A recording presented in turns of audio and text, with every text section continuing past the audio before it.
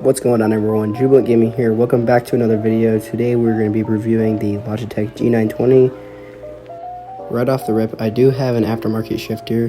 I got this from Amazon, along with this racing seat right here. The stock shifter is pretty decent quality, I'd say. It's not too great, but it definitely gets the job done. On a side note, I'm giving away this rig along with the shifter. To enter in the giveaway, all you gotta do is like, subscribe, and comment enter, and I'll pick a winner.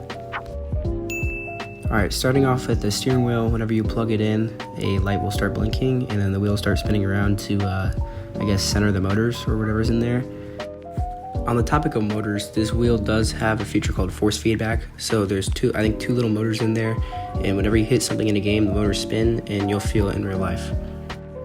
One thing I did notice about the wheel is it's kind of small, my hand almost covers the whole thing. It would be nice if the wheel was just a little bit bigger, but it's still pretty awesome. On a good note, the wheel does have really nice paddle shifters. They're metal and they sound pretty cool. All the buttons feel pretty decent. They did a good job with the quality of those, and the D-pad's a little bit finicky, but it's still pretty good. So I've owned this wheel for about 4 years now, and after about 6 months, I turn the wheel, and whenever it returns back to the center, I hear this weird high-pitched noise. I usually wear a headset whenever I'm using this thing though, so the noise doesn't really bother me too much. Moving on to the pedals, these things are also pretty nice. A lot of metal on here. The base thing is plastic, but it is pretty sturdy and it feels pretty high quality.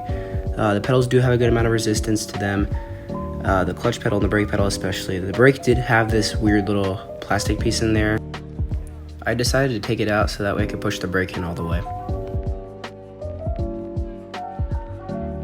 So cable management with the Logitech wheel, there is a hub in there you plug everything into, and a USB cord comes out and you plug that into the computer, and it pretty much just links up everything so that way you don't have to plug in a whole bunch of separate USBs. The aftermarket shifter did come with its own USB, so I have to plug in 2 separate ones, but it's definitely worth it in my opinion. So this is the aftermarket shifter I got on Amazon. It feels way better than the stock one. It's gated and it has a lot more resistance. It feels a lot more realistic than the regular one does. It's 7-speed. I don't know why you'd ever need 7, but yeah, it does. It also has its own reverse instead of having to push it down, so that's pretty cool. This is my full rig thing. It has a seat and it has a bunch of mounting spots for the different accessories. I got it on Amazon. It was about $250-300. Definitely worth it. It's super sturdy. It holds everything in place and it makes the experience a whole lot better. It has just about any kind of mounting spot you need, and the wheel ain't going anywhere. All the mounting spots are very secure and they've held up really well for the past few years.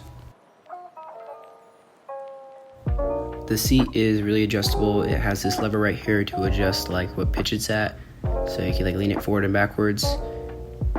Pretty nice. And it also has a bar right here you can pull and you can move it forward and backward. So yeah, that's my racing setup. Thanks for sticking around till the end of the video. Remember, if you are interested in the giveaway, make sure to like, subscribe, comment, enter, and I'll see you guys in the next one. Thanks for watching. See ya.